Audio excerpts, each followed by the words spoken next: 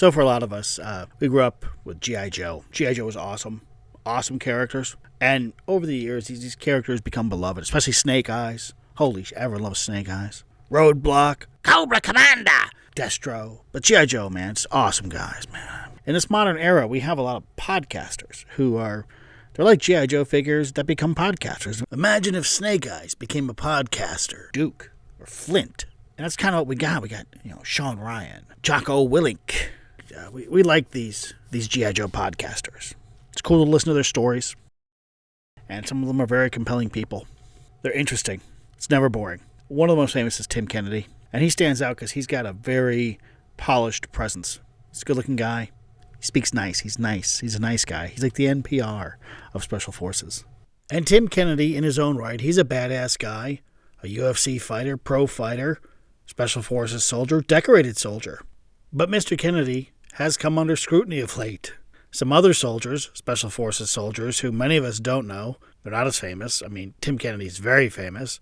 These guys have made a couple videos now, tearing apart Tim Kennedy's book, Scars and Stripes, calling his old team members to confirm stories, and it's a real shit show between the G.I. Joe podcasters, attacking Tim Kennedy and commenting on different things. It's kind of gossipy. It's G.I. Joe drama queen, man. It's like if Duke had a podcast and he's out there and he just starts shitting on Snake Eyes, because Snake Eyes still to this day gets all the play. Snake Eyes isn't even blind. He went on some podcast and claimed he was blinded, and then he restored his vision with some kind of ninjutsu healing technique or some bullshit. He's not a ninja either. He's not from some ninja clan. He's just some doofus carrying a fucking sword. The guy's accomplishments aren't embarrassing. What are these embellishments going on like he's a blind ninja swordsman? It's fucking crazy. And he keeps telling everyone he's got a wolf, a trained wolf. It's a husky.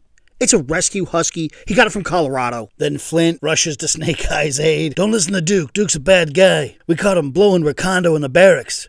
He was seduced by that handsome mustache and that fucking hat. Said he was trying to inspect his belt. We know he was lying. We know what they were doing. He's blowing Recondo. It's bad, dude. We don't want to hear it. We don't like it. But they have one thing that caught my attention.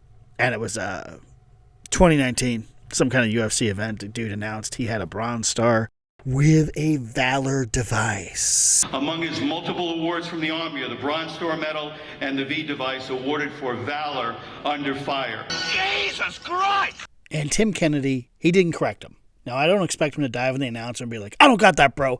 But, years later, he could have circled back around and said, hey, at this amazing swearing in at the Hall of Fame, they said I had this device. I don't have this device. And he could have cleared that up, but he didn't, as far as I can tell.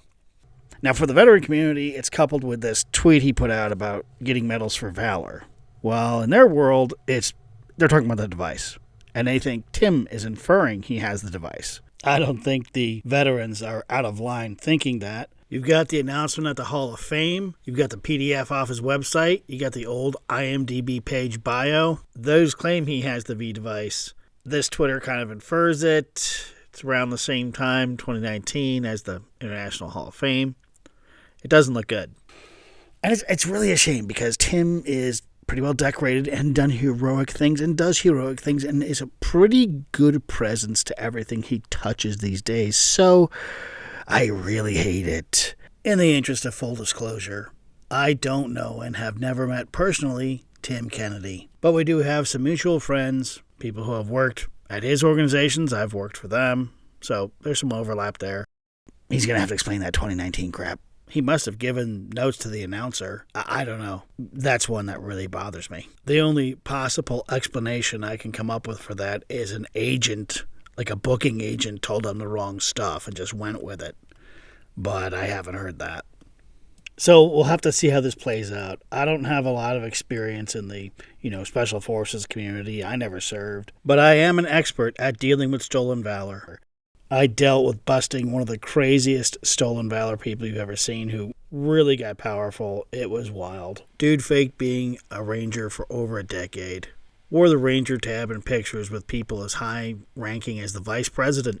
In that photo, he's faking being a ranger, faking a PhD, it's on his badge, faking his way into the SOFIC in Tampa. That's going to be an episode unto itself, probably drop that soon. It's quite interesting for these times because Pete Hegseth was actually there for it. So I know if someone told me I've got to investigate, the Tim Kennedy issue, I know the one thing I would bite on. This announcement of the V device looks pretty damning. The rest of the stuff, I just got to leave that up to the critics. Oh, and Shawn Ryan gets to be Snake Eyes. Don't even fuck around. There's no argument. Shawn Ryan is Snake Eyes.